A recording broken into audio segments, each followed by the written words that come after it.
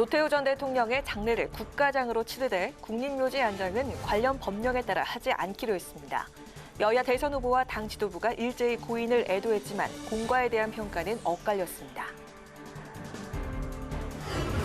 고발사주 의혹의 핵심 인물인 손준성 검사의 구속영장이 기각되자 여당은 유감이라며 손 검사의 면죄부를 의미하는 건 아니라고 주장했습니다. 야당은 공수처가 무리한 수사로 야당 경선에 영향을 미치려 한다고 비판했습니다. 국회 국정감사에 출석한 송도한 국가인권위원장이 이재명 무료 변론 논란과 관련해서 개인적인 친분은 없고 민변 후배라서 무료 변론을 했다고 밝혔습니다. 야당은 청탁금지법 위반이라고 공세를 편 반면에 여당은 법적으로 문제가 없다고 맞섰습니다. 정치 이슈와 현안에 대한 전직 의원들의 날카로운 시각 맞짱 토론. 오늘은 노태우 전 대통령 별세 소식에 대한 정치권의 반응과 더불어민주당 이재명 대선 후보의 본선 행보, 최종 경선을 앞둔 국민의힘 대선 주자들의 기싸움에 대해서 짚어봅니다.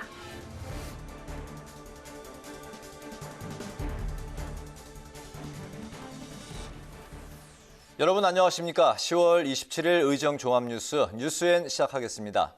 13대 대통령을 지낸 고 노태우 전 대통령 빈소에 각계 인사들의 조문 행렬이 이어졌습니다.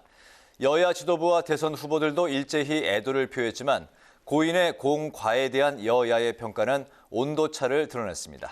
정부는 오늘 국무회의에서 노 전 대통령 장례를 국가장으로 결정했습니다. 다만 관련 법령에 따라 국립묘지 안장은 하지 않기로 했습니다. 김세정 기자가 보도합니다. 민주당 송영길 대표는 노태우 전 대통령의 빈소를 찾아 조문하고 전두환 전 대통령과 달리 노 전 대통령은 공과가 있다고 평가했습니다. 당 지도부와 함께 빈소를 찾은 국민의힘 이준석 대표는 노 전 대통령은 민주화 이후 직선 대통령이었다는 차원에서 현대사에 큰 이정표를 남긴 분이라고 말했습니다. 현대사에서 굉장히 큰 이정표를 남기신 분이다. 저는 그런 생각을 하고 그분의 과를 물론 오롯이 덮고 갈 수 없는 분들도 대한민국에 많은 걸 알고 있지만은 그런 노력 또한 전두환 대통령 일가와는 다르게 평가될 부분이 있다. 여야 대선 주자들도 일제히 애도의 뜻을 표했습니다. 이재명 민주당 대선 후보는 노 전 대통령을 조문한 자리에서 빛과 그림자가 있지만 빛의 크기가 그늘을 덮지 못한다며 망자에 대한 최소한의 예우로 방문했다고 밝혔습니다. 윤석열, 홍준표, 유승민, 원희룡 등 국민의힘 대선 주자들은 강원 지역 토론회에 참석한 뒤 저녁쯤 빈소를 방문할 예정입니다. 이런 가운데 정부는 노 전 대통령의 장례를 국가장으로 치르기로 결정했습니다. 다만 국립묘지 안장은 관련 법령에 따라 하지 않기로 했습니다. 김부겸 국무총리는 국무회의에서 정부는 이번 장례를 국가장으로 치러 국민들과 함께 고인의 업적을 기리고 예우에 만전을 기하겠다고 밝혔습니다. 국가장은 오는 30일까지 5일장으로 치러지며 장례위원장은 김부겸 국무총리가 맡고 전해철 행정안전부 장관이 장례 집행위원장을 맡습니다. 청와대는 문재인 대통령이 노 전 대통령에 대해 12.12 군사 쿠데타 등 과오가 적지 않았지만 북방정책 추진 등의 성과도 있었다고 평가하고 고인의 명복을 빌었다고 밝혔습니다. 다만 문 대통령이 노 전 대통령 빈소에 직접 조문을 가진 않는다고 밝혔습니다. 이런 가운데 노 전 대통령의 아들 노재현 변호사는 5.18 희생자에 대한 가슴 아픈 부분이 있고 재임 시절 일어났던 일들에 본인의 책임과 과오가 있었다면 너그럽게 용서해달라는 고인의 유언을 전했습니다. 국회방송 김세정입니다. 고발사주 의혹 사건의 핵심 인물로 지목된 손준성 검사에 대한 고위공직자범죄수사처의 구속영장 신청이 법원에서 기각됐습니다. 민주당은 법꾸라지와 같은 힘 있는 자의 방어권 보장이라고 비판하며 공수처에 철저한 수사를 촉구했고, 국민의힘은 고발사주가 아니라 공익제보 사건인데 공수처가 무리한 수사를 하고 있다고 비판했습니다. 대장동 사건과 관련해서도 여야는 특검 도입을 놓고 공방을 벌였습니다. 김희연 기자가 보도합니다. 더불어민주당은 고발사주 의혹의 핵심 인물인 손준성 검사에 대한 구속영장이 법원에서 기각됐다고 해서 면죄부가 되는 건 아니라고 강조했습니다. 송영길 대표는 범죄 혐의의 유무를 판단한 게 아니라 송 검사의 수사 협력을 감안한 결정일 뿐이라며 공수처는 사상 초유의 총선 개입 국기문란 사건의 진상을 밝히기 위해 철저히 수사해야 한다고 주장했습니다. 윤호중 원내대표는 김웅 의원이 제보자 조성은 씨에게 전달한 텔레그램 메시지에 손준성 보냄이라고 표시된 명백한 증거가 있는데도 영장이 기각된 건 유감이라고 밝혔습니다. 법원의 기각 판단은 사상 초유의 국기문란 선거 개입 게이트라는 위법의 중대성에 비추어서 매우 안타까운 일입니다. 국민의힘은 공수처가 공익제보 사건을 고발 사주란 이름을 붙여 무리한 수사를 진행하면서 정치에 개입하려 한다고 비판했습니다. 고발 사주 사건이 아니라 이거는 공익 제보 사건이다. 저희들은 그렇게 판단하고 있고요. 특히 고발 사주 의혹 사건과 관련해 여당의 공세를 받는 윤석열 후보는 SNS를 통해 사법부가 공수처에 속보이는 정치 공작에 제동을 걸었다고 강조했습니다. 공수처가 무리한 수사로 야당 경선에 영향을 미치려 한다며 공수처가 아니라 공작처라고 맹비난했습니다. 여야는 대장동 의혹에 대한 특검 도입을 두고도 공방을 벌였습니다. 이미 범인과 몸통이 다 나왔습니다. 그런데도 국민의힘은 기승전 특검 주장만 하면서 고장난 시계처럼 제자리를 걷고 있습니다. 저는 이번 검찰의 이 대장동 사건 수사를 보면서 꼬리 자르기가 아니라 꼬리에 깃털 뽑기 하고 있다. 민주당은 곽상도 의원 아들이 받은 50억 원에 대해 법원이 뇌물죄로 판단하는 등 국민의힘 게이트의 진상이 드러나고 있다고 주장했고, 반면 국민의힘은 검찰이 성남시청에 대해 늑장 압수수색을 하면서 수사쇼를 하고 있다며 특검을 도입해야 한다고 주장했습니다. 국회방송 김희연입니다. 국회 운영위원회 국가인권위원회 국정감사에서 여야는 오늘도 이재명 국감을 이어갔습니다. 송두환 국가인권위원장이 과거 더불어민주당 이재명 대선 후보에게 무료로 변론한 것을 두고 공방이 벌어졌고, 이재명 후보의 과거 형수 욕설 문제도 논란이 됐습니다. 김동희 기자가 취재했습니다. 운영위 국정감사에선 이재명 후보가 과거 선거법 위반 사건 당시 송두환 국가인권위원장으로부터 무료 변론을 받은 게 쟁점으로 떠올랐습니다. 야당은 생면부지의 사람이 부탁해도 늘 들어주냐며 이 후보가 상고심에서 송 위원장의 명성을 빌리기 위해 호화 변호인단을 꾸렸다고 주장했습니다. 그러면서 송두환 위원장이 당시 친분이 없는 이 지사에게 무료로 변론한 건 청탁금지법 위반이라고 문제를 제기했습니다. 전현희 권익위장이 어떤 얘기를 했냐면 친한 사이, 친구나 지인과 같은 친한 사이에서는 무료로 변론할 수 있으나 그 외에는 현저히 낮은 가격, 즉 무료 변론을 포함해서 청탁금지법 위반 행위다라고 얘기를 했습니다. 송두환 위원장은 이 후보로부터 요청을 받았을 당시 전화 통화도 난생 처음이었다고 답했고, 여당도 민변이 공익활동 일환으로 한 것이라며 이재명 후보를 두둔했습니다. 민변 후배 회원으로 열심히 활동을 하고 있는 어떤 후배 변호사라고 하는 것이었었고, 개인적인 접촉, 교류 이런 거는 일체 없었으니까 그냥 일반적으로 친한 사이라고 하는 표현과는 조금 맞지 않는 거 아니냐. 민변에서는 민변 회원이 하게 되면은 무료로 많은 이런 사례들이 하고 있죠. 야당에서는 송 위원장이 상고 이유서에도 이름을 올린 것도 문제 삼았습니다. 상고 이후 보충서를 내면서 역할이 없었기 때문에 무료 변론을 했다고 말씀을 하셨어요. 네. 상고 이유서를 2번이나 내셨습니다. 무료 변론을 했다면 이거는 명백한 청탁금지법 위반입니다. 여당은 송 위원장의 무료 변론이 법적 문제가 없다며 이재명 후보를 감쌌습니다. 상고 이유서든 상고 이유서 보충서든 작성했습니까? 제가 작성을 한 적은 없고. 인권위원장님께서는 연명만 한 거에 불구하고 다른 로펌에서 이재명 지사 등이 다 작성한 거에 연명만 했고. 이재명 후보의 과거 친형 강제 입원과 형수 욕설 문제를 두고도 인권 침해 논란이 일었습니다. 국민의힘 성일종 의원이 이재명 후보가 인권 변호사로서 인권의 가치를 소중히 여기고 보호했어야 했다며 다그치자, 송 위원장은 성 의원이 파악한 게 사실이라면 인권 침해 문제에 소지가 있다고 말했습니다. 이에 민주당 이수진 의원은 사실관계를 정확하게 알고 말하는 거냐며 송 위원장을 질타했습니다. 국회 방송 김동희입니다.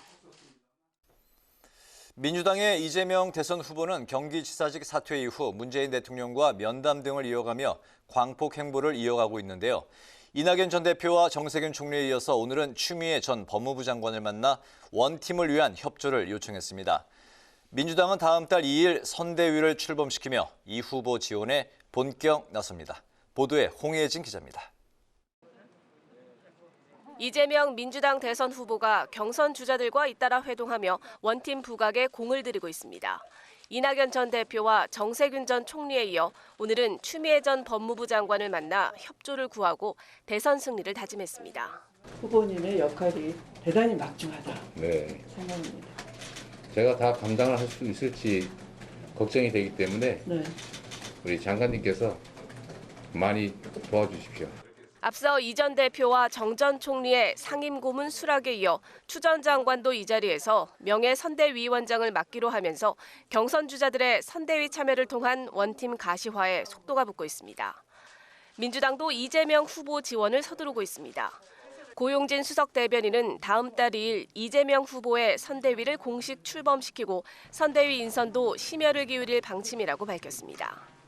이런 가운데 이 후보는 오늘 첫 대국민 민생 행보로 전통시장을 찾았습니다. 이 후보는 코로나19로 어려움에 빠진 자영업자들의 애로사항을 청취하고 손실보상 증액 등 적극적인 지원을 약속했습니다. 이 후보는 자신을 둘러싼 대장동 의혹과 관련해선 정면 돌파 의지를 재차 확인했습니다. 이 후보는 자신의 SNS에 분노한 부동산 민심을 설득하지 못하면 4기 민주정부 창출은 어렵다며 정책적 대안으로 부동산 불로소득 공화국을 타파하겠다고 밝혔습니다. 그러면서 자신이 주장하는 기본주택, 기본소득 국토보유세, 부동산 백지 신탁제 등은 새로운 기준과 해법이 될 것이라고 강조했습니다. 국회방송 홍혜진입니다. 이번에는 국민의힘 대선 경선 소식 살펴보겠습니다. 윤석열 대선 예비 후보는 경쟁 상대였던 하태경 의원을 공동선대위원장으로 영입했고 홍준표 후보는 국익 우선주의를 기본으로 하는 외교 공약을 발표했습니다. 대선 주자 TV 토론회는 강원 지역에서 열렸는데 후보들은 상호 비방보다 정책 대결을 펼치는 데 주력했습니다. 김동길 기자의 보도입니다. 국민의힘 대선 경선에 참여했던 하태경 의원이 윤석열 캠프에 합류했습니다. 하 의원은 기자회견을 열고 정권 교체와 정치 혁신 이 두 가지를 다잘 후보는 윤석열 후보라며 윤 후보에 대한 지지를 선언했습니다. 윤 후보는 2차 예비 경선이 끝난 직후 하 의원에게 합류를 요청하고 삼고초려 끝에 영입한 것으로 전해졌습니다. 저는 하태경 의원님과 함께 앞으로 국민들에게 신선한 정치, 공감하는 정치, 그리고 미래 세대를 위한 정치를 펼쳐나가겠습니다. 홍준표 후보는 국익 우선주의 외교 공약을 발표했습니다. 홍 후보는 국익 우선의 대원칙 아래 한미, 한중, 한일 등 무너진 대외 관계를 정상화해 G7 선진국 도약의 기초를 마련하겠다고 강조했습니다. 포스트 코로나 시대의 국제 질서 재편 과정에 적극 참여하여 글로벌 협력 외교를 통해 기후변화, 환경, 감염병 같은 신흥 안보 도전 대응에 주도적 역할을 하겠습니다. 국민의힘 대권 주자들은 강원 지역 TV 토론회에서 정책 대결을 펼쳤는데 한반도 평화와 관련해 유승민 후보는 문재인 정부의 한반도 평화 정책을 비판하면서 핵 공유와 사드 도입 등 자주 국방을 주장했고 홍준표 후보도 문재인 정부의 대북 정책은 종북 정책이라며 굴종 평화를 무장 평화로 바꾸겠다고 말했습니다. 윤석열 후보는 북한의 비핵화를 이끌어내기 위한 한미 국제 공조와 미사일 대응과 감시 정찰 자산 등을 구축해야 한다고 밝혔고 원희룡 후보는 소극적 평화가 아닌 이제 보수도 적극적 평화 담론을 가져야 한다고 강조했습니다. 후보들은 강원권 표심을 공략하는 공약도 내놨습니다. 윤 후보는 강원경제특별자치도를 설치해 규제를 완화하겠다고 밝혔고 원 후보는 수도권 이상의 교육문화 인프라 구축을 공약했습니다. 유 후보는 강원도에 있는 13만 명의 군 장병 군인 가족을 제대로 예우하겠다고 약속했고 홍 후보는 동해항에 LNG 수소산업 클러스터를 조성하겠다고 밝혔습니다. 국회방송 김동길입니다. 더불어민주당이 2차 접종 후 6개월 뒤 전 국민이 부스터샷을 추가로 맞는 방안을 적극 검토하겠다고 밝혔습니다. 민주당 김성환 원내수석 부대표는 오늘 열린 코로나 일상회복 TF 회의에서 코로나에 걸리더라도 안전하게 치료받을 수 있는 환경을 만들겠다며 이같이 밝혔습니다. 한편 회의에 참석한 송영길 대표는 백신 확보 비판에 대해 감사원 감사 때문에 공무원들이 공격적인 결정을 하지 못했다며 최재형 전 감사원장의 책임도 있다고 말했습니다. 국민의힘이 더불어민주당 이재명 대선 후보를 공직선거법 위반 혐의로 고발했습니다. 국민의힘은 이 후보가 국감 중 대장동 초과이익 환수 부분 등 여러 사안에 대해서 허위 증언을 했다며 오늘 대검찰청을 찾아 고발장을 접수했습니다. 고발장은 초과이익 환수 조항과 관련해 국토위 국감에서 말을 번복한 것, 공공학적 이익을 축소했다는 지적에 의사결정을 한 2015년은 미분양이 폭증할 때라고 발언한 것 등이 담겼습니다. 박병석 국회의장이 사크르 고바시 사이드 알마리 UAE 연방평의의장과 만나 한국 기업의 UAE 수소에너지와 인프라 사업에 대한 참여를 요청했습니다. 박 의장은 고바시 의장과의 회담에서 한국이 수소차 생산과 수소 충전 분야에서 세계 선두라며 UAE와 한국 기업이 협력하길 바란다고 말했습니다. 이에 대해 고바시 의장이 한국은 국민들 사이에서 높은 명성을 누리고 있고 높은 신뢰를 받고 있다고 답했습니다.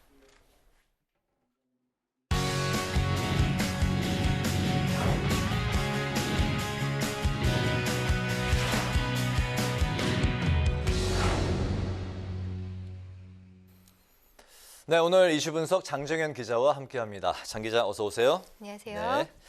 민주당 통합선거대책위원회가 다음 달 2일 이제 출범을 하게 됐는데 원팀 선대위를 꾸리기 위해서 지금 인선 작업이 한창이겠네요. 네, 지난 10일 이재명 후보가 민주당 최종 대선 후보로 선출되고 난 뒤 자신을 뒷받침할 이 선대위 구성에 힘을 쏟고 있는데요. 이 후보가 이 최종 대선 후보라는 주도권은 잡았지만 여전히 대장동 특혜 의혹에서 타격을 입을 수 있고 또 마지막 3차 선거인단 경선에서 이 이낙연 전 대표에게 참패하며 불안한 대세론을 보였기 때문에 이 후보 는 이 선대위 구성에서 원팀을 강조할 수밖에 없는 상황입니다.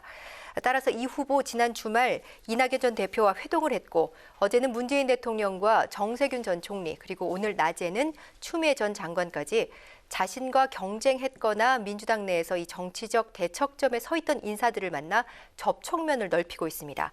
이 후보와의 회동을 계기로 이낙연 전 대표와 정세균 전 총리는 선대위 상임고문으로 참여하기로 했고요. 오늘은 이른바 명추회동이 있었는데 역시 원팀을 강조하고 용광로 선대위를 꾸려야 한다는 내용이었습니다. 추미애 전 장관과 이재명 후보의 발언 들어보시죠.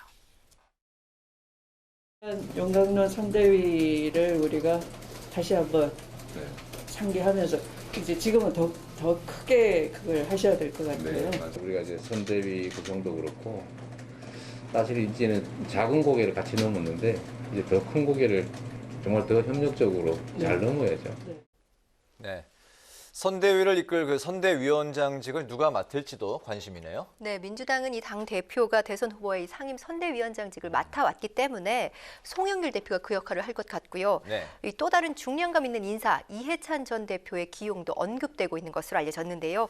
이 전 대표가 직책을 맡아 이 전면에 나서는 것보다는 후방 지원군 역할에 집중할 것이란 관측도 나오고 있습니다. 그렇군요. 공동선대위원장은 관례대로 당 최고위원단이 당연직으로 포함될 것으로 보이고요. 오늘 회동했던 추미애 전 장관은 명예선대위원장으로 또 이 후보와 회동 일정을 조율 중인 이 박용진, 김두관 의원은 선거 전면에서 역시 중책을 맡지 않겠느냐 하는 이야기가 나오고 있습니다. 이 선대위 구성의 관건은 친문, 이낙연 전 대표의 지지층을 어떻게 흡수하느냐일 텐데요. 민주당 경선 과정에서 워낙 네거티브 공방이 심했기 때문에 이 선대위가 이낙연 전 대표 측 인사와 또 이 친문을 어떤 자리에 등용할지가 주목되고요. 특히 일각에서는 원팀 모드를 위해서 이재명, 이낙연 캠프에서 이 네거티브에 나섰던 공격수들은 선대위 인선에서 배제하는 방안도 거론되고 있는 것으로 전해졌습니다. 네, 민주당 입장에서는 이제 경선 과정에서 이재명, 이낙연 후보 간의 네거티브 이제 공방이 이제 심했고 또 이제 이낙연 전 대표의 이제 지지자들은 경선 결과를 또 받아들이지 못하는 측면도 있기 때문에 이 부분을 어떻게 풀어낼지가 또 중요한 관건이 되겠네요. 네, 그렇기 때문에 이낙연 전 대표와 정세균 전 총리가 맡기로 한 상임고문직을 두고 여러 말이 나오고 있는데요. 이재명 후보 측은 두 사람에 대한 예우 차원이라고 밝히고는 있지만 사실상 명예직에 불과한 고문이라는 직책의 성격을 고려하면 이낙연, 정세균 두 사람이 아직 이 후보와 거리를 두는 행보가 아니냐는 이야기도 나오고 있습니다. 하지만 이재명 후보 측은 이낙연 전 대표의 상임 고문은 신의 한 수라는 표현으로 아픔이 남아있는 이낙연 지지자들을 설득하고 어루만지기 위한 포지션이라고 강조했는데요. 안민석 의원 발언 들어보시죠. 여전히 지지자들의 마음이 힐링되지 않은 상태에서 선대위원장, 그것도 상임 선대위원장을 만약 맡았다고 치면은 굉장한 배신감을 느낄 거예요. 그러면은 이분들을 설득할 사람이 없는 겁니다. 그래도 이낙연 후보가 이재명 후보와 본인들 지지자들의 한 중간 정도 지점에서 당분간 포지셔닝 하면서 네, 마지막으로 국민의힘 상황 살펴보죠. 다음 달 5일 본 경선에서 최종 이제 주자가 후보가 이제 결정이 이제 되는데 양강 구도의 윤석열 또 홍준표 두 후보가 막판 조직 결집에 총력을 기울이고 있는 모습이네요. 네, 그렇습니다. 이 국민의힘 본 경선은 당원 투표 비율이 50%인데다가 이 당 선관위가 확정한 여론조사 문항도 결국 어느 쪽이 우세하다 이렇게 판가름할 수 없는 상황인 만큼 이 대선 주자들은 당심과 민심을 잡기 위한 막판 새 결집에 주력하고 있는 모습입니다. 네. 당심에서는 윤석열 후보 측이 유리한 것으로 평가되고 있지만 최근 전두환 옹호 발언에다 개 사과 사진 논란이 더해지면서 윤 후보 측이 당원 표심 이탈을 우려하는 상황을 맞고 있는데요. 따라서 윤 후보 측은 중량감 있는 인사들을 캠프로 영입하면서 당원 표심 단속에 나서고 있습니다. 이미 전현직 의원들과 당협위원장들로도 메머드급 캠프를 구성하고 있는데 여기에다 선대위원장의 주호영 의원, 또 김태호, 박진, 하태경 의원 등 경선 주자들을 공동 선대위원장으로 영입하며 힘을 모으고 있습니다. 윤 후보에 비해 이 조직에서 열세를 보이고는 있지만 요즘 상승세를 타고 있는 쪽은 홍준표 후보 쪽인데요. 홍 후보는 당신보다는 2040 세대와 중도층 등의 민심에 기대고 있습니다. 윤석열 후보는 전두환 옹호 발언과 개사과 사진 논란으로 상대당 이재명 후보 역시 대장동 특혜 의혹으로 타격을 입으면서 홍 의원이 양쪽에서 반사 이익을 얻은 것으로 풀이됩니다. 이 외연 강화를 강조하는 윤석열 후보 그리고 또 대세론을 표방하는 홍준표 후보, 이 열흘도 채 남지 않은 경선 기간 어떤 공격력으로 이 본선 경쟁력에 어필할지 지켜봐야 될 것 같습니다. 네, 알겠습니다. 오늘 이슈 분석에서는 민주당의 다음 주 선대위 출범 소식 그리고 국민의힘의 윤석열, 홍준표 막판 새 결집 상황을 중심으로 분석해봤습니다. 장정현 기자 수고했습니다.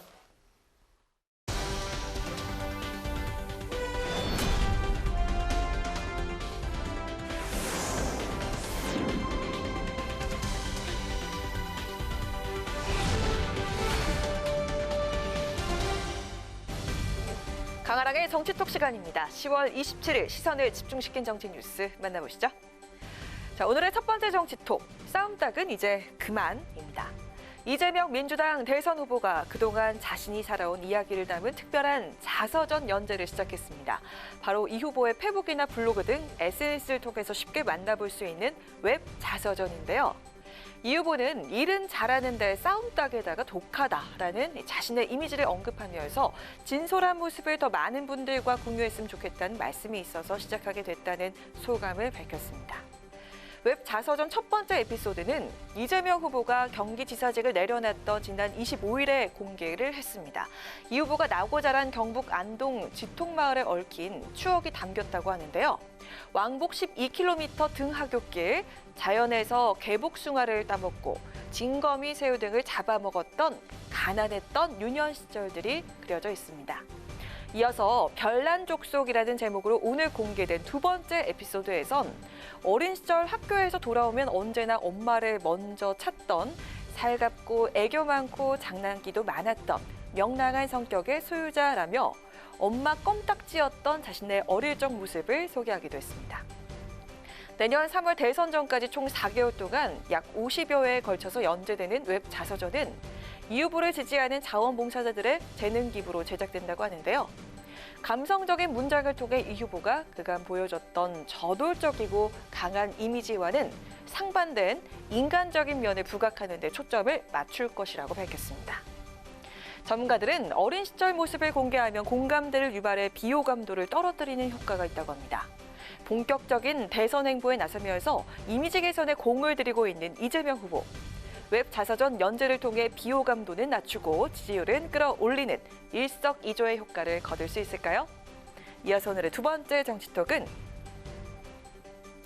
또다시 종로 빅매치입니다. 이낙연 전 더불어민주당 대표의 의원직 사퇴로 무주공산이 된 종로구 국회의원 보궐선거에 누가 출마하게 될지를 놓고 벌써부터 관심이 모아지고 있습니다. 먼저 국민의힘에선 원내 진입이 필요한 이준석 대표가 지역구를 옮겨서 출전할 가능성이 꾸준히 제기돼 왔었는데요. 하지만 자신의 지역구인 상계동에서 당선되는 게 꿈이라며 종로 출마설을 줄곧 부인해왔던 이 대표. 최근엔 사뭇 다른 입장을 밝혀서 눈길을 끌었습니다. 제가 나가든 다른 사람이 나가든 비슷합니다. 그 지난번에 안 나간다고 하셨는데 방금 제가 나가나 다른 사람이 나가나 이렇게 말씀하셨는데 제가 민주당에게 좀 전략적 모호성을 줘야 되지 않겠습니까? 아무래도 송영길 대표님도 고민을 좀 하셔야 될 거리를 드리기 위해서. 네, 이 대표의 이런 발언으로 그의 종로 출마설은 다시 불이 붙게 됐습니다. 이 대표 오늘 오전 기자들을 만난 자리에선 자신이 종로 출마에 대해서 완전하게 표현하면 민주당이 덜 고민한다고 농담조로 한 것이라면서 확대 해석을 안 했으면 좋겠다고 서둘러 진화했지만 이 대표의 종로 출마설은 쉽사리 가라앉지 않을 것으로 보입니다. 한편 민주당에선 종로에 출마할 가능성이 있는 인물로 임종석 전 청와대 비서실장이 꾸준히 언급되고 있는데요. 우상호 의원은 과거 노무현, 이명박 대통령 다 종로구 국회의원 출신이라면서 종로가 중량급 인사들을 선호하는 지역인 만큼 임 전 실장의 출마가 유력하다고 말했습니다. 그 종로 지역의 특성상 그 지역에 출마했던 분들은 대부분 대선 후보급의 굉장히 중량급 인사들을 선호하지 않습니까?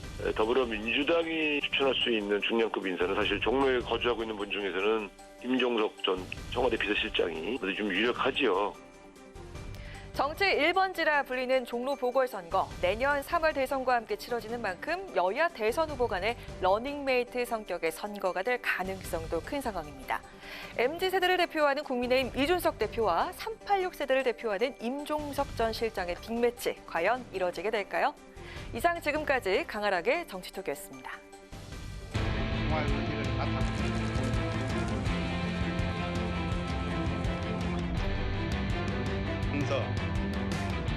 나는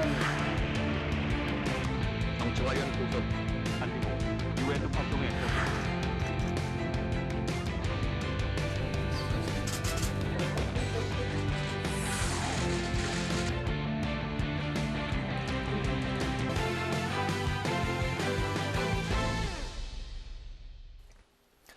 네, 이번 순서는 전직 의원들의 날카로운 시각으로 정치 이슈와 현안들을 깊이 있게 파헤쳐보는 맞짱 토론입니다. 오늘 첫 시간인데요. 앞으로 매주 수요일 토론으로 맞짱 뜰 두 분입니다. 최민희 전 더불어민주당 의원, 이현주 전 국민의힘 의원 두 분 나오셨습니다. 두 분 어서 오십시오. 네, 반갑습니다. 반갑습니다. 안녕하세요. 네. 워낙에 이제 좀 강한 이미지가 있는 두 분들이라 앞으로 이제 매주 수요일 이 토론 시간이 어떤 분위기로 이끌어질지 저희도 지금은 예상을 못 하겠습니다.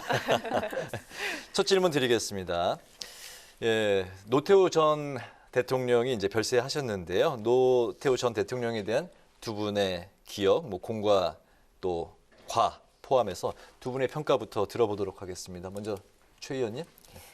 우선 과는 우리가 다 아는 건데 전두환 씨의 친구로서 군부 쿠데타를 함께 했다는 것, 그것은 우리가 다 공유하는 과에 해당하겠죠. 그리고 네. 5.18에도 그러니까 광주에도 책임이 있는 이 부분은. 그런데 노태우 전 대통령은 그럼에도 불구하고 우리가 지금 까먹고 있는데 그때 캐치프레이즈가 위대한 보통 사람의 시대였습니다. 그리고 정부 출범하기 전부터 내가 세종 이래 가장 훌륭한 성군이 되겠다고 다짐을 하고 또 다짐했다고 합니다. 그런데 결과적으로는 사실 그때 처음으로 신문 사회면에 물태우라는 말이 등장할 정도로 약체 정부였다는 평가를 받았죠. 그러나 특히 국방 정책, 북방 정책에 있어서는 혁혁한 성과를 이뤘는데요. 이 부분은 노태우 정부가 매우 잘한 부분인데 저평가된 부분이라고 봅니다. 그래서 북방 정책을 통해서 소련, 러시아, 그러니까 러시아와 중국과 수교한 것도 저 때고요. 그리고 남북이 유엔 동시 가입한 것도 노태우 정부 때입니다. 네. 그리고 전두환 씨와 근본적으로 다른 점은 어쨌든 아들이 계속해서 반성하고 있고, 그리고 노태우 전 대통령은 추징금을 다 완납했습니다. 네. 2,600억을. 네. 그런 점에서는 전두환과의 차별화는 좀 이루어지지 않나 생각합니다. 네. 이 의원님? 네. 뭐 저는 뭐 이 과에 대해서는 말씀하셨으니까 네, 생략하고요. 이분이 이제 북방 정책 같은 경우에는 뭐 사실 그때 또 시대적인 흐름이 좀 있었기 때문에 이제 냉전 체제가 해소되는 그런 시점이었으니까 네. 사실은 뭐 그 부분에 대해서는 저는 뭐 공이긴 하지만 뭐 다른 분이 하셨더라도 북방 정책 추진하지 않았을까 이런 생각이 좀 들고요. 그것보다는 오히려 이렇게 그 당시에 이제 물태우라고 사람들은 얘기를 하는데 네. 그렇게 된 거는 그 전까지 군사 정권의 어떤 뭐 좋게 얘기해서 카리스마, 나쁘게 얘기하면 좀 독선적인 이런 거에 너무나 다들 익숙해져 있다가 그렇지 않은 리더십을 보니까 물태우라고 이제 한 게 아닐까 저는 그런 생각이 들고요. 그 당시에 이렇게 보면 국회하고의 관계, 야당하고의 관계 이런 면에서 저는 굉장히 그 대화 타협을 통해서 실질적으로는 많은 일들을 이루어냈다, 성취해냈다 이렇게 생각하고 우리가 하나하나 따져보면 굉장히 많은 업적을 낸 대통령이십니다. 근데 물태우라는 그 용어 때문에 좀 약간 과소평가된 면이 있는데 평가절하된 면이 있는데 그 좀 안타까운 일이죠. 그리고 제가 알기로는 이제 복지 같은 경우에도 사실은 상당히 많이 이렇게 본격적으로 이렇게 확대를 했고 그 외에도 뭐 이거를 공과가 좀 있긴 합니다만 이제 신도시 정책을 추진을 하면서 주택 보급이라든가 이런 면에서 굉장히 획기적인 그런 일들을 많이 하셨죠. 그래서 사실은 일을 굉장히 많이 하셨어요. 네. 알겠습니다. 네, 오늘 오전에 조문이 시작된 노태우 전 대통령 빈소에는 정치권 인사들의 발걸음이 이어지고 있는데요. 화면 보고 돌아오겠습니다.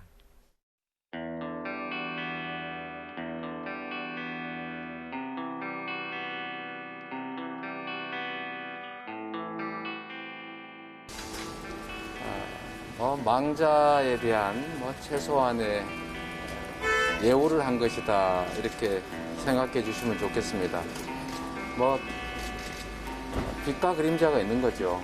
그러나 결코 그 빛의 크기가 그 그늘을 덮지는 못할 겁니다. 그럼에도 불구하고 할 수 있는 최소한의 노력을 다한 점을 저는 평가합니다. 그분의 과를 물론 오롯이 덮고 갈 수 없는 분들도 대한민국인지 많은 걸 알고 있지만은 그런 노력 또한 전두환 대통령 일가와는 다르게 평가될 부분이 있다. 저는 그런 생각을 합니다. 현대사에서 굉장히 큰 이정표를 남기신 분이다. 저는 그런 생각을 하고 추모합니다. 네, 먼저 짧게 여쭙겠습니다. 두 분께서는 혹시 빈소에 조문할 계획이 있으신가요? 네, 먼저 이현주 의원. 글쎄요, 제가 전도 세대도 좀 다르고 정치 세대도 그래서 그냥 전 사실 개인적으로는 이렇게 형식적인 조문은 잘 안 하는 편이기 때문에 그냥 마음으로 조문하는 것으로 대신 할까 합니다. 알겠습니다. 네. 저도 마찬가지입니다. 정말 죽음 앞에서는 다들 좀 겸허한 마음이 되잖아요. 그냥 그 마음으로 조문하겠습니다. 네, 문 대통령이 추모 메시지를 냈는데요. 빈소는 찾지 않을 것으로 전해지고 있습니다. 어떤 입장이십니까? 아마 이제 문 대통령 같은 경우에는 이제 과라는 거를 좀 많이 의식을 하시는 것 같고 과적인 측면을 그래서 또 대통령이 조문을 하는 것은 또 남다른 어떤 의미가 있을 수밖에 없기 때문에 문 대통령은 이제 공과 과 중에서 이 과에 대해서 굉장히 무겁게 생각하시는구나 이런 생각이 들고요. 그렇게 생각할 수도 있을 것 같습니다. 이제 다만 이제 전두환 대통령하고는 전 좀 많이 다르다. 왜냐하면 자기의 어떤 행위에 대한 어떤 반성 이런 부분에서도 여러 측면에서 좀 진정성이 느껴지는 게 많이 있었고요. 그리고 이제 이분 같은 경우는 저는 과거의 어떤 권위주의 시대와 그다음에 민주화 시대의 어떤 과도기적인 정부로서 나름의 역할을 충실히 했다고 보거든요. 그래서 좀 아쉬운 점은 있어요. 가셨으면 좋았을 텐데 하지만 뭐 문재인 대통령의 또 어떤 역사관 이런 거를 또 충분히 이해를 하고 있기 때문에 그렇게 생각하시는구나 이렇게 생각합니다. 그냥 대통령의 결정을 존중합니다. 그리고 그것이 이게 국민적 합의가 다 이루어져서 노태우 전 대통령에 대한 평가가 하나가 있는 게 아니잖아요. 그래서 댓글을 보시면 이것처럼 이렇게 입장이 갈리는 것도 드물더라고요. 그래서 긍정평가, 부정평가가 막 다 나누어져 있어요. 이럴 때 대통령께서 아마도 비서실장이 조문을 가지 않겠습니까? 그렇게 하는 것도 대통령의 선택으로 존중합니다. 네네. 노 전 대통령의 장례는 이제 국가장으로 이제 치러지기로 했고, 이제 국립묘지에 이제 안장은 하지 않기로 결정이 됐는데, 아마 이제 뭐 그 고인과 또 유족의 뜻에 따라서 파주 쪽에 유력한 것으로 이제 지금 얘기가 나오고 있는데, 이 부분에 대해서는 또 어떻게 생각을 하십니까? 일단 국가장 부분은 법적으로도 문제가 없습니다. 그 이유는 이게 대통령의 예우가 박탈된 상태이잖아요. 그런데 개인적으로는 사면 복권이 되신 상태예요. 그런데 대통령의 예우를 박탈당했는데 사면 복권된 경우 장례를 어떻게 한다는 규정이 법적으로 미비하기 때문에 이건 국가장을 치러도 된다고 생각합니다. 반대가 있지만. 근데 현충원에 묻히는 건 법적으로 안 되는 것으로 정리가 되어 있더라고요.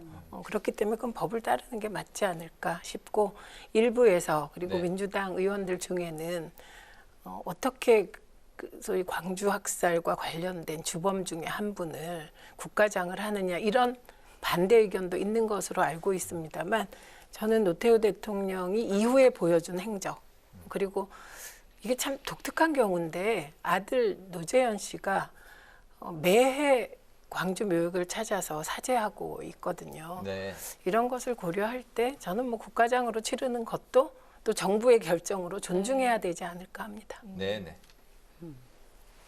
네. 뭐 국가장 부분은 그렇게 말씀해 주시니까 저는 뭐 별 이견이 없고요. 근데 국립묘지 참 이것도 어려운 문제인데 근데 제가 볼 때는 우리가 평가를 하기에는, 역사를 평가를 할 때는 전두환 대통령과 노무현 전 대통령의 평가가 분명히 다르죠. 죄송합니다. 노태우 전 대통령의 평가가 분명히 다른데, 그럼에도 불구하고 이렇게 큰 역사적 맥락에서 이렇게 12.12라든가 이런 부분들에서 함께 이제 행보를 해오셨던 분이잖아요, 정치적으로. 그래서 사실 그 두 분에 대해서 장례 형식이나 이런 건 모르겠지만 계속 영속적인 부분에서 과연 다른 대우를 할 수 있을까 하는 생각이 들거든요. 그래서 마음 같아서는 국립묘지 안장을 해야 된다라고 주장하고 싶지만 만약에 그렇게 했을 때 그러면 이게 어떤 기준으로 제가 볼 때는 전두환 대통령에 대해서는 많은 국민들이 찬성하기 어려울 거거든요. 그럼 어떤 기준으로 그러면 이분은 되고 저분은 안 되고 그런 것들이 굉장히 애매합니다. 그래서 그 부분은 그냥 원칙대로 하는 게 어쩔 수 없는 게 아닌가. 좀 안타깝지만 그렇게 생각합니다. 알겠습니다. 다른 주제로 넘어가 보겠습니다. 오늘 여의도 상황 짚어볼까 하는데요. 국회 운영위 국감 테이블에 또다시 이재명 후보가 올랐습니다. 바로 송두환 국가인권위원장 과거 이 후보 무료 변론을 놓고서 여야가 충돌을 한 건데요. 이거 어떻게 보셨습니까, 제 의원님?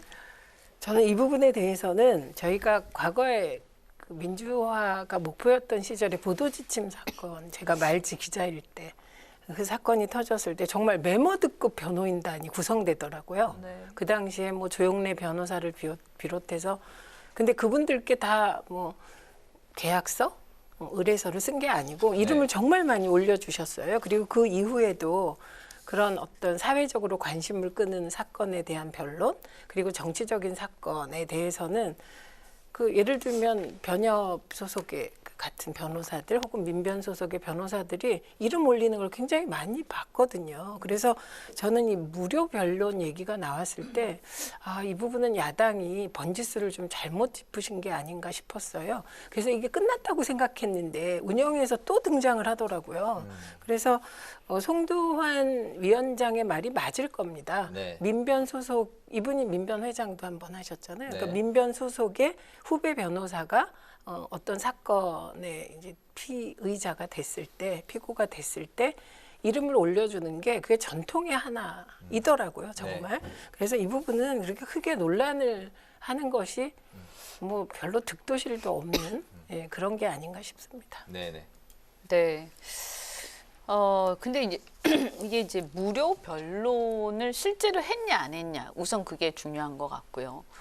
만약에 뭐 했다고 그러면 그것은 뭐 어떤 재론의 여지가 없이 그거는 청탁금지법 위반의 가능성이 있습니다. 네.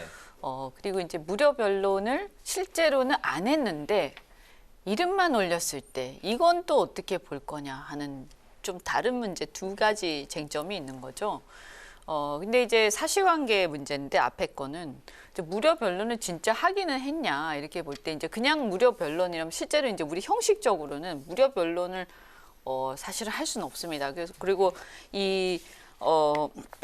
이재명 지사가 그 당시에 이제 선거법 위반으로 있을 때 지사 신분으로 있지 않았습니까? 그래서 뭐 경제적으로도 그렇게 어려운 상황이 아니었기 때문에 사실은 적은 돈이라도 사실은 변호사 비용을 받고 당연히 하는 게 마땅한데 이게 변론에 이제 얘기를 들어보면 사실관계가 변론을 실제로 한 게 아니라 이름만 올렸다 이런 주장이 이제 있는 거잖아요. 그래서 만약에 그것이 사실이라면 그런 경우는 어떻게 할 거냐? 그럼 이름 올린 것이 어떤 경제적 가치가 있다고 보느냐? 또 재판에서 변호사로서 어떤 활동을 한 것으로 봐야 되느냐 이런 문제가 좀 있는 거죠. 근데 이제 우리 사회에서는 뭐 말씀하신 것처럼 분명히 이제 특히 공익 소송 또는 이제 집단 소송 같은 걸 할 때 그냥 흔히 이제 그냥 친한 사이니까 이름 올려주 이런 게 관행이 있긴 있는데 저는 이런 부분은 사실은 이제 변호사 협회가 이런 부분들이 앞으로도 계속 나올 거거든요. 네. 그리고 이게 이제 정치자금법 위반 문제도 나중에 될 수 있기 때문에 이 문제는 전 좀 정리할 필요가 있다. 그래서 변론을 실제로 하진 않고 서면도 쓰지 않았지만 이름만 올렸을 때 그때는 어떤 기준으로 어떻게 평가할 거냐. 요거에 대해서 저는 변호사협회에서 좀 뭔가 가이드라인을 줘야 될 것 같습니다. 알겠습니다. 이번 질문은 최민희 전 의원님께 드리겠습니다. 이제 대선 이야기를 이제 한번 해볼까 하는데요. 그 원팀 만들기에 지금 한창 이제 분주한 이재명 그 민주당 후보가 이제 문재인 대통령 만났고 이낙연 전 후보 만났고 오늘은 추미애 전 법무부 장관을 이제 만났는데 추 전 장관이 그 명예선대위원장직을 이제 맡기로 했네요. 어떤 역할을 이제 앞으로 맡을까요? 그러니까 우선 원팀을 구성하기 위한 이재명 후보의 노력이 계속되는 거잖아요. 근데 이 노력은 예를 들면 이낙연 후보의 지지자들, 정세균 후보의 지지자들, 박용진 후보의 지지자들, 김두관 후보의 지지자들, 그리고 추미애 후보의 지지자들이 있잖아요. 그러니까 저는 상층부 국회 그 정치인들끼리의 원팀을 위한 합의는 그건 어려운 게 아닙니다. 정치인들이니까요. 근데 중요한 건 지지자가 원팀이 되는 거잖아요. 그러니까 다른 후보들의 지지자에 비해선 추미애 후보 지지자들과 이재명 후보 지지자들은 원팀 이루기가 쉬울 거라고 생각합니다. 그런데 근데 국민의힘은요. 지금 현재 민주당의 원팀 구성 과정이 곧 국민의힘의 미래다. 이 말씀을 먼저 드리고요. 그리고 이거를 바라보는 시각이 저는 좀 조급하지 않았으면 좋겠다. 왜냐하면 우리가 다 사람이잖아요. AI가 아닌 거예요. 그러다 보니 어제까지 내가 지지했던 후보가 떨어졌는데 갑자기 대의를 위하여 마음을 바꿔라. 어떻게 바꿔집니까 그게. 그래서 우리가 AI가 아니기 때문에 시간을 좀 두고 하는 게 좋겠다. 만약에 대선이 다음 달이라면 여당도 야당도 바쁘겠지만 앞으로 대선은 한참 남았기 때문에 조금 여유 있게 하는 게 좋지 않을까 싶습니다. 네. 이재명 후보가 앞서서 민주당 1호 당원이라고 할 수 있는 문 대통령을 만났는데 이 문재인 정부 계승과 또 차별화 사이에서 관계 설정을 좀 잘해야 될 것 같습니다. 어떻게 보십니까? 우선 중요한 건요. 지금 이 순간에도 대한민국에서 국민들에게 가장 지지를 받는 정치인이 누구냐? 문재인 대통령이세요. 그러니까 변함없이 낮으면 38%, 높으면 한 44%까지 지지율을 받는 유일한 인물인 거예요. 그러니까 그런 사랑받는 정치인이다. 이 점을 염두에 둬야 될 것 같고요. 그리고 또 하나는 이 질문이 너무나 근본적인 질문이라 제가 그렇게 칼로 무자르듯이 말씀드릴 수는 없습니다만 이재명 후보 입장에선 문재인 대통령이 잘한 부분은 계승하고 부족한 부분은 채우겠다고 이미 밝혔거든요. 근데 이게 말은 쉽지만 쉬운 일이 아니잖아요. 예를 들면 코로나 극복 같은 것은 누구나 다 같이 문재인 정부가 지금 60% 가까이 국민들이 잘하고 있다고 생각하기 때문에 거기서 손실 보상 그리고 자영업자 지원을 하겠다는 건 전 모든 후보들이 똑같을 것 같아요. 근데 부동산 문제에 있어서는 여당의 위크 포인트잖아요. 그러니까 이런 부분에 대해서 이재명 후보가 상대적으로 정부에 소속된 적이 없기 때문에 상대적으로 책임에서 약간 비켜 있긴 하지만 민주당 후보기 때문에 또한 내가 책임이 없다 이렇게 말할 수도 없는 것이잖아요. 그렇기 때문에 아마도 이재명 후보는 문재인 정부와의 차별성 이런 식으로 접근하기보다는 자신의 대안을 내므로써 돌파하려고 하지 않을까 싶습니다. 네. 이거 근데 이제 이게 중요한 게요. 정권 교체를 이제 여론조사 같은 걸 보면 정권 교체를 바라는 민심이 한 50%가 넘어요, 되게. 그리고 과반이 넘고. 그런데 이제 문재인 대통령의 국정 지지율은 이제 지금은 조금 낮아져서 이제 정권 말이 되다 보니까 한 30% 후반 정도를 오가는 것 같습니다. 그러면 이게 차라리 한 20%대로 내려가 버리면 과감하게 차별화를 다 할 텐데 지금 보면 정권 교체 바란 민심이 과반 넘기 때문에 사실 차별화를 안 하면 어렵다는 얘기잖아요. 우리 산술적으로 보더라도. 네네. 그런데 차별화를 굉장히 어떻게 보면 그냥 하는 게 아니라 분명하게 어떤 면에서 선을 그어야 되는 부분이 있는 거예요. 그런데 또 국정 지지율도 분명히 있단 말이에요. 그래서 이거 저는 이재명 후보가 굉장히 어려울 것 같아요. 이 사이에서. 그리고 사실은 보면 문재인 대통령이 이제 보면 또 지지층 민주당 쪽에 문 대통령의 지지층은 또 굉장히 열렬하게 지지를 하시고 근데 아마 그분들이 한 30% 정도 되시는 것 같아요. 근데 또 싫어하는 사람들은 또 굉장히 싫어하고 지금 이제 정권 말이 되니까 이제 더 극명하게 갈라지는 거죠. 그래서 이걸 다 충족시키면서 과반 가까이 득표를 해야 우리가 산술적으로 봤을 때 대선에서 당선될 수 있는 거 아닙니까? 그래서 저희 입장에서 상대인 저희 입장에서는 이런 이제 그 딜레마가 굉장히 사실은 웃을 수는 없지만 사실 이제 미소가 좀 살짝 지어지는. 예, 정말 어렵겠다. 이제 열심히 좀 잘 고민을 하셔야 될 것 같습니다. 알겠습니다. 네. 이번 질문은 저희 이현주 전 의원님께 이제 드리겠습니다. 이제 야당 이야기, 민주당 이야기했으니까 이번에 국민의힘 이야기를 하면 경선룰에 이제 그 여론조사 문항이 이제 확정이 됐는데 사지선다형을 이제 주장했던 홍준표 후보에 이제 좀 손을 들어주지 않았냐 이제 그런 평가입니다. 홍준표 캠프의 이제 공동 선대위원장이신데 만족스러우십니까? 그리고 타 후보 이제 캠프 쪽은 좀 불만족스러운 분위기인가요? 어떻습니까? 거기도 그렇게까지 불만스러운 것 같지는 않아요. 왜냐하면 사실은 주장은 그렇게 막 했어요. 네. 그런데 이제 그분들이 그렇게 주장한 데에는 제가 볼 땐 약간 여론전의 성격이 있다.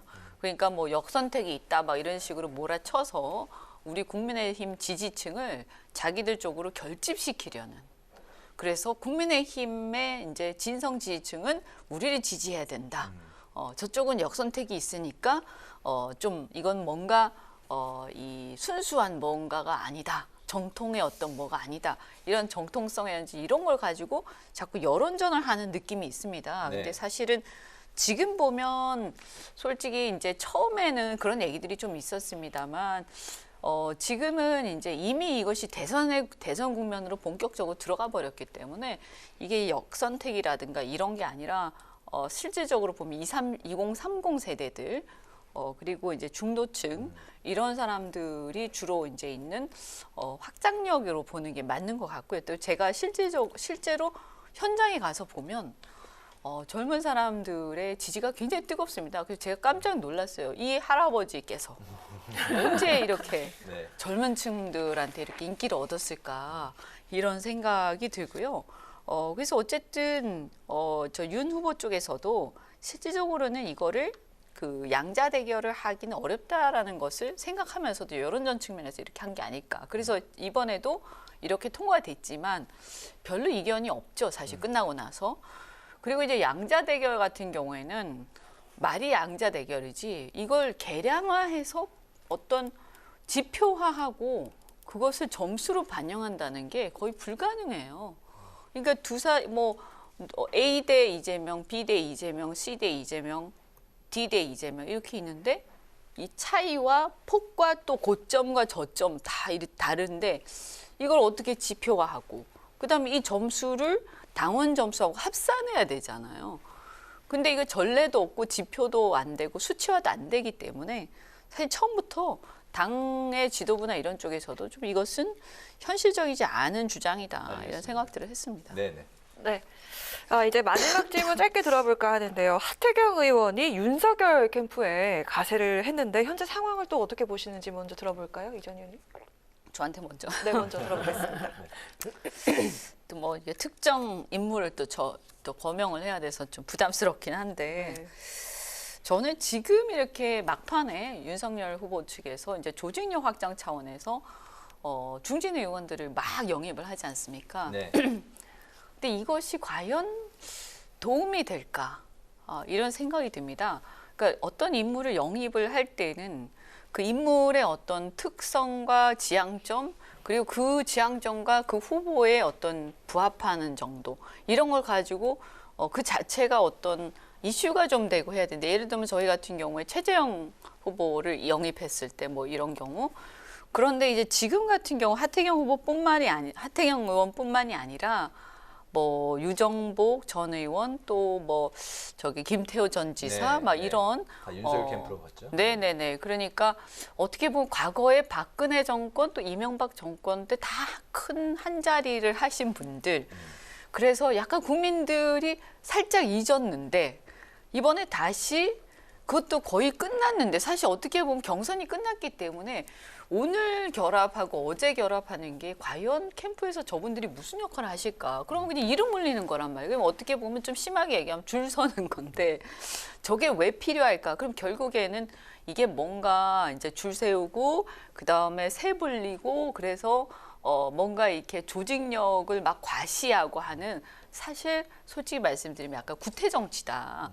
지금은 시대가 많이 달라져서 지난번에 이준석 현상으로 우리가 봤듯이 뭐 이렇게 막 규모가 크고 줄을 세우고 막 그다음 연판장을 돌리고 이런다고 꼭 되는 선거는 아니거든요. 더군다나 제가 볼 때 이번 대선에서는 더욱더 그럴 거라고 생각을 합니다. 네네. 네, 이 부분은 그러니까 국민들께서 왜 윤석열 후보에게 야권 1위를 그동안에 유지시켜 주셨을까?